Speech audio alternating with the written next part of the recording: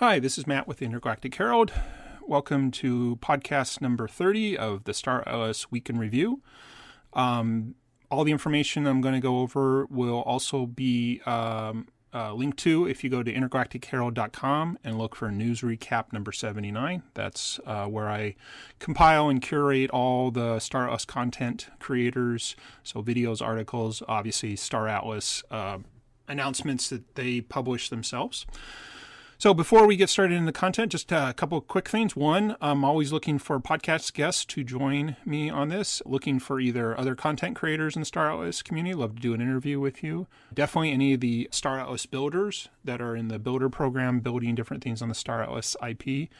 And finally, if you're just a community member and you just want to chat about the week in review, I'd love to have you on here and we can just have a kind of roundtable discussion. So I already mentioned it, but I'll do it one more time. Again, if you want to get a weekly news recap of everything that happened in Star Atlas, you can go to intergalacticherald.com and sign up for my weekly recap newsletter there. And then I have two Star Atlas projects I'm working on. One is a merch store called Intergalactic Gear. That's intergalacticgear.com. If you go to there right now, I'm still in the process of building it, but I'd love to get your input. So I have a merch survey to find out different things you may be interested in having or finding in a merch store. And then the other one is the Intergalactic Coalition, intergalacticcoalition.com. This is an effort I'm working to create what I'm calling a non-guild guild. So this is basically a place for people that are just Star Atlas gamers first, not necessarily interested in the guild experience. Again, everybody has different ways they like to interact with different things, but it would give a place to people who are, again, just Star Atlas gamers that want to hang out, chat, working to develop this on a platform that allows for differences from typical Discord servers. So this will allow for threaded discussions as the primary way to have discussions. So it's not really a chat interface first. And you'll get have options for email alerts and notices if you're interested in specific conversations and things like that. So if you're interested in that, please go to intergalacticcoalition.com and please fill out my interest survey. Thank you. So moving into the content, I'll go ahead and give a caveat to this whole thing. I'm recording this on September 23rd. If you've been in the Star Atlas community, you know a few days ago, Star Atlas Sage Labs was launched. So a lot of the content I'm going over is kind of things that happened before that. Again, just this is how I create content. I only can do it on the weekends. I have a business I need to run. I have family commitments. So I'm not at all trying to be, breaking news or anything like that. This is more of analysis, looking back, hence the term week in review. So some of these things were things that were announced before Sage Labs. I haven't actually even started Sage Labs myself, haven't watched most of the videos that people put out about that. So again, this kind of feels perhaps, if you're up and current on Star Atlas news, outdated. But again, that's not the content I create. So next week, of course, I'm sure I'll have a lot more to say about Sage Labs. So kind of again, since the last podcast, one thing I did want to point out, and again, just give credit where credit is due. I guess they call themselves in the AFIA Guild, the data runners.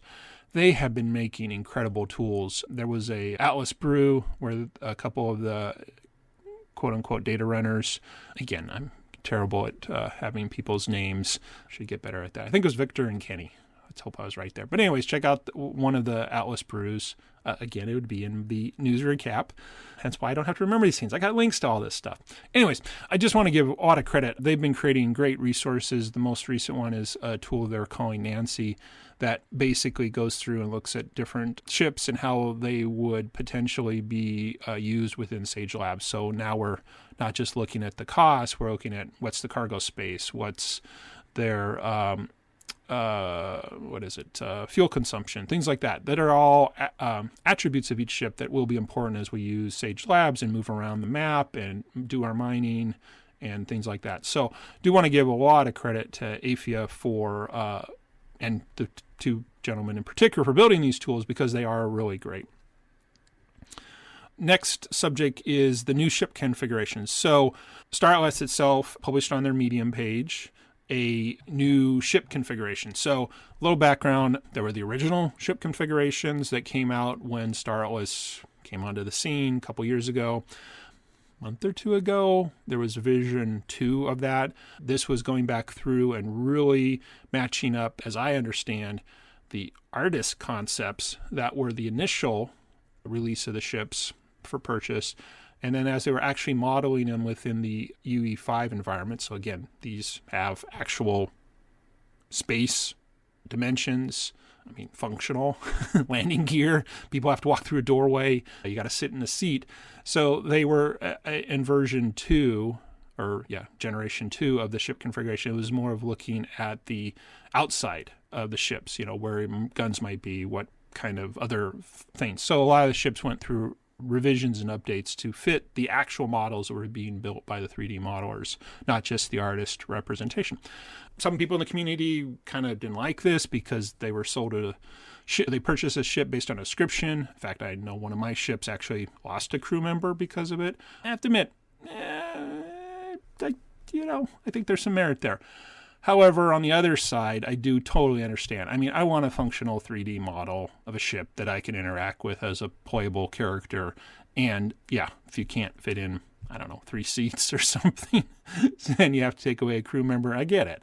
But I think, again, it's just one of the things that probably a lot of the community just didn't understand that this was coming, though a few people had mentioned that, there will be changes. So, again, I guess hindsight's 2020. Probably should never have thought that what I was buying was the actual ship. But I get why you have to change it.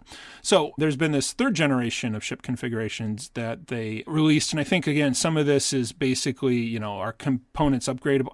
Maybe it doesn't really matter. Go check out my news recap. Read the article for yourself. I'm trying to think if I can find things. So yeah, here it says the first major update came with a 2nd generation ship configuration V2, which saw significant changes to crew, components, and modules. Crew stations and interior elements were also introduced.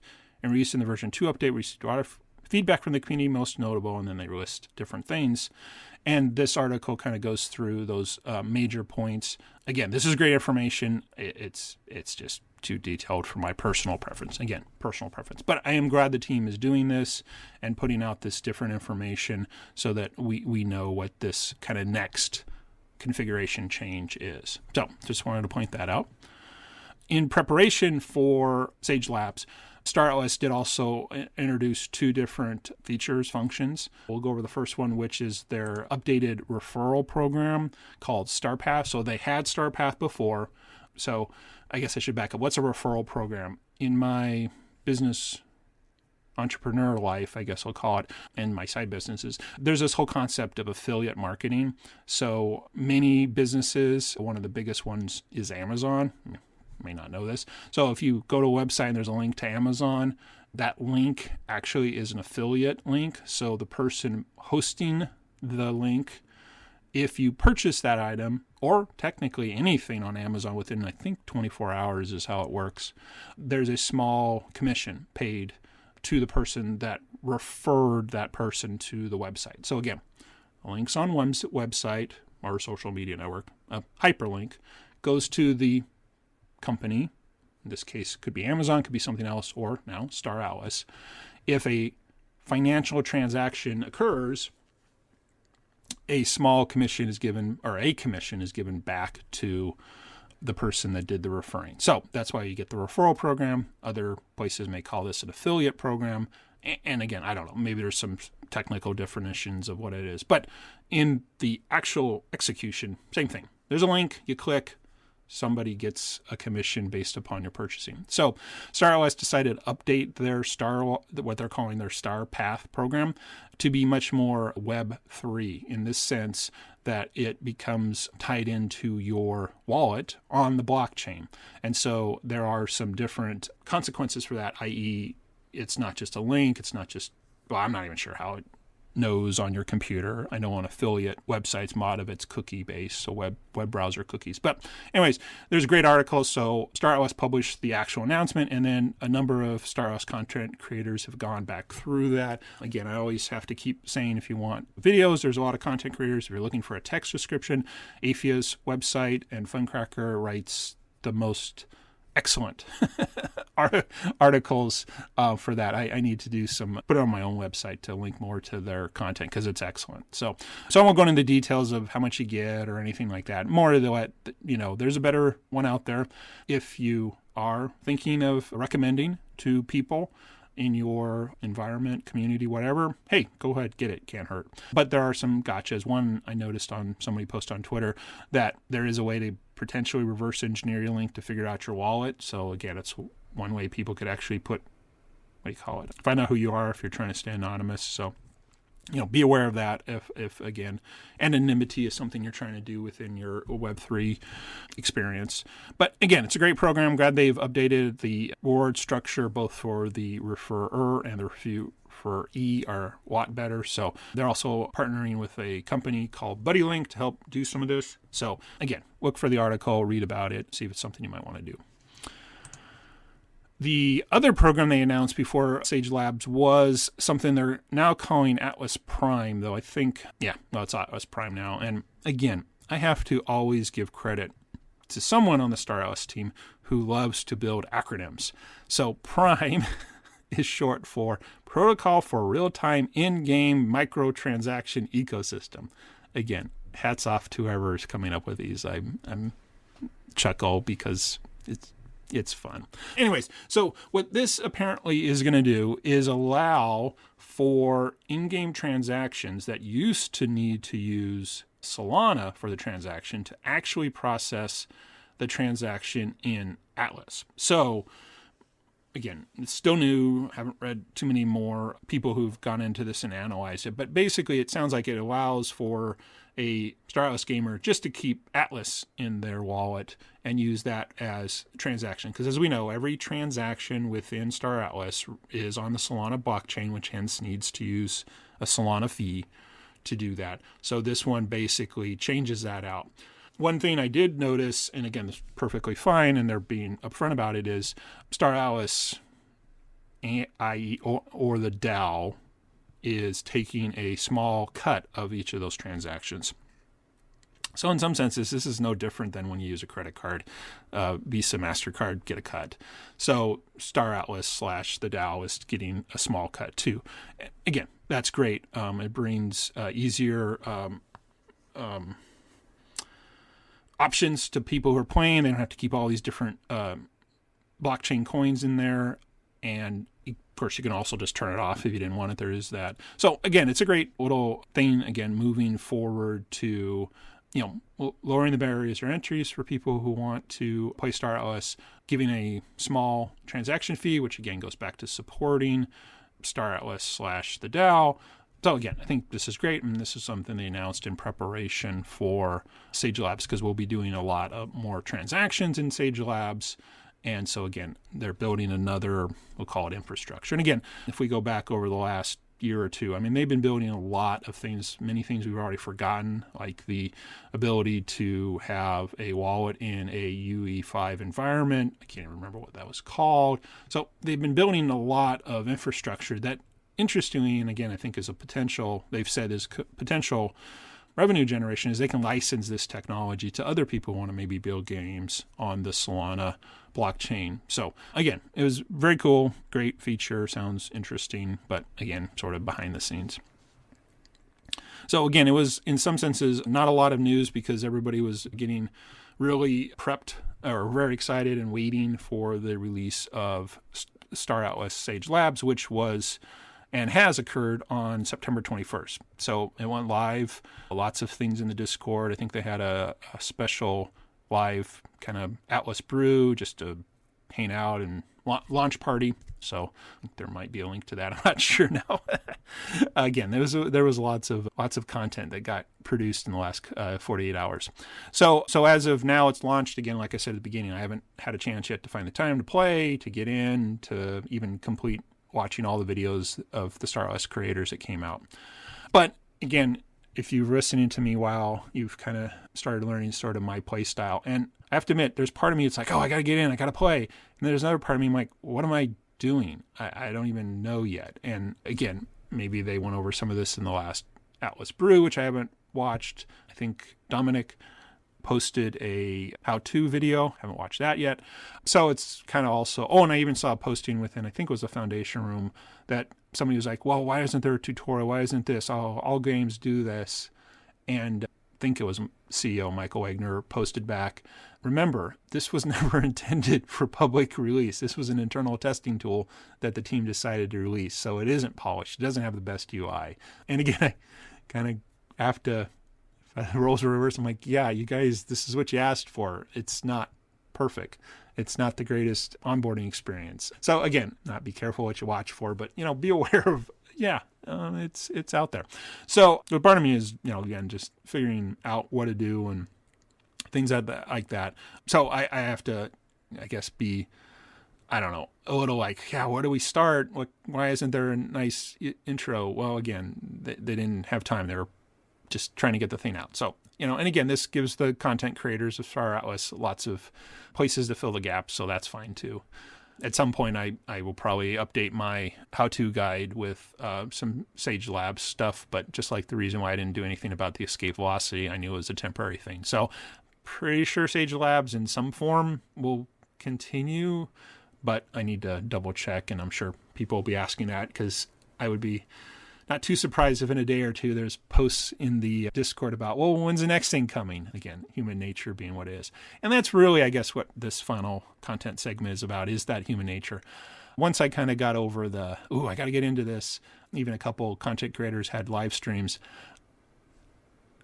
I'm okay. I'll check it out next weekend. I'm not in a rush. I've never, I guess maybe if you've been in Star Atlas for any length of time, it's cool to get all excited, but on the other hand, I don't even know what analogy to use. We're barely at the starting gate for what Star Atlas hopefully will be someday. Again, we got ships, we got the marketplace, score and faction. I guess that is faction fleet, faction claims, then the DAO. There are so many aspects to this ecosystem. And that's what, again, still to this day makes it really interesting. But now that we have something, it's kind of like, I'll get to it. And partly could be personal business things that are taking way too much of my time. So the idea of sitting and using mental power to figure out what's the right ratio of fuel, ammo, and food to go out and get some new resource, like, I don't know, copper or something, and craft it into, what am I doing? So anyways, I have no style gameplay yet. I haven't even got into it. But again, when I have some time, I definitely want to. Definitely will be reporting next week, I'm sure, on a lot of the content that was created that maybe helped me. So I just am not in a rush. So, that's just me. I don't know. You might be in a rush. You might have already been into it and got a lot of enjoyment out of it. Great. That's awesome. Good for you. And good for the team for giving us something, because I think we can finally say, I think I can. We have a game. We can do something now with our ships. And, is the final destination, the final point? Yeah, we're still at the beginning. But I, again, will give the team a lot of credit. I think the concept of raffle is awesome. It's a great promotional tool. Who doesn't love the opportunity to win something? So I think that's great. Will the mobile app come out next? Will the better version of Sage come? Will the next version of the showroom come? Yeah, I'm sure. And it sounds like they are.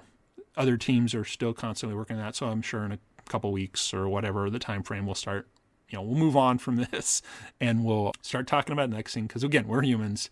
We always want to know what the next thing is, not what's right in front of our face. So I hope you're enjoying Sage Labs if you're already playing. If not, hopefully next week I'll have a few more comments on that. Otherwise, again, in fact, somebody just mentioned, check out the content creator channel within the Star Atlas Discord. That's a great place to find different people who are talking about different things. Once you find them, probably they're on YouTube, or again, like Afia, they have their guides.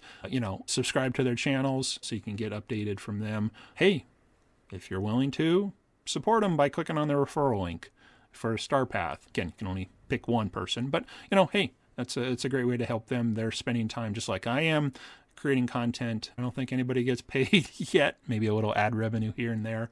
So anyway, again, glad everybody's excited. I guess I'm kind of in the long haul. I got other things I'm doing, so I'll get into it. So that wraps up the content section. Again, thank you for listening to me ramble on. If you're on a podcast player that has those review buttons and stuff like that, obviously, please provide any comments there. If you want to reach me directly, please go to intergalactichero.com, and I have a contact page there. You can send me information there. I think my email's somewhere on there, so you can do that. But either way, I'll reply back to you by email. So again, look, if you want to be a guest on this, definitely looking for any Star Atlas community members who are looking to do that. If you do go to Intergalactic Herald, please do subscribe to my weekly news recap, so you get all the content creators that I curated with some great content to get it all in one place. And then if you're interested in a few other of my projects, I'd love to get your feedback for my merch survey. Please go to intergalacticgear.com and fill out the merch survey there. Or if you're a Star Atlas gamer, not really interested in the guilds, I'm trying to create a small group community, non-guild guild called Intergalactic Coalition. Looking for anybody who might be interested in that kind of community vibe, place to hang out, talk about things. Please go to intergalacticcoalition.com and fill out that interest survey. And that wraps up this podcast. See you again next week to hear more about my ramblings. Otherwise, thank you. Again, this is Matt with the Intergalactic Herald. Have a great week.